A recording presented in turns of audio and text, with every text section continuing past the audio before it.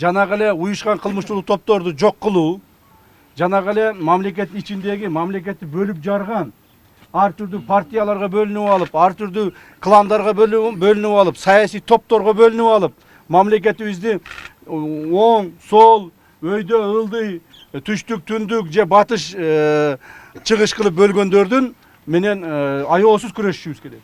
Кыргызстаныбыз бир муштум болуп, ынтымак болуп, бири-бирине жөлөк таяк болуп гана өнүгүп өсөбүз. Бир регион өсүп кетип, экинчи регион калып кетпейт. Бир уруу өсүп кетип, бир партия өсүп кетип, калганы баары калып кетпейт. Андай болбош керек. Баары тегизден, бардыгыбыз кылган ишибиз бир гана максатта. Мамлекетте жашаган ар бир жарандын турмушунун оңолушу гана максат болуш керек.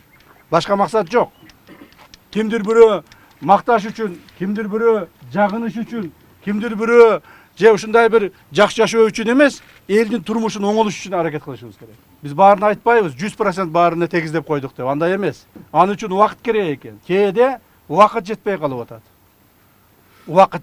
атат.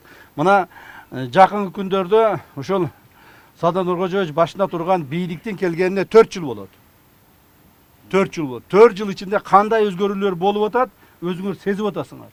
Биз мурдагыдай сөз менен айтып, сөз менен алаксытып, жөн эле сөз менен сүйлөп, курук сөз менен эле жанагы адамдардын курсагын тойгузбастан, ишибиз менен көрсөтөйлү деп аракет кылып атабыз.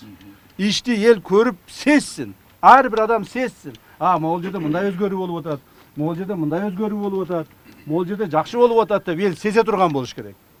Анан жанагы жөн эле сагызгандай сайрап эле болбогон нерселерди айтып, адамдардын башын айлантып, адамдардын алдында өзүн акылдуу сезип, кыйын сезген адамдардай болбошубуз керек.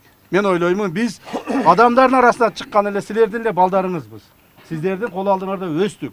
Силердин кол алдыңарда тарбия алдык, билим алдык дегендей. Мына ошолордун бардыгын кайрадан элге, журтка арнашыбыз керек.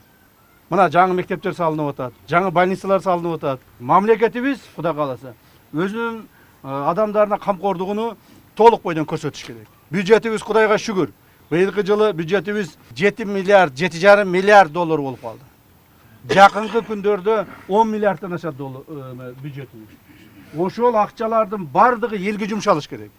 Талап тоноо, чөнтөгүнө урмай, мурдагыдай мамлекеттин акчасын талап тоноо алмай, жерин талап тоноо алмай, заводун талап тоноо алмай, жок, андай болбойт мындан ары.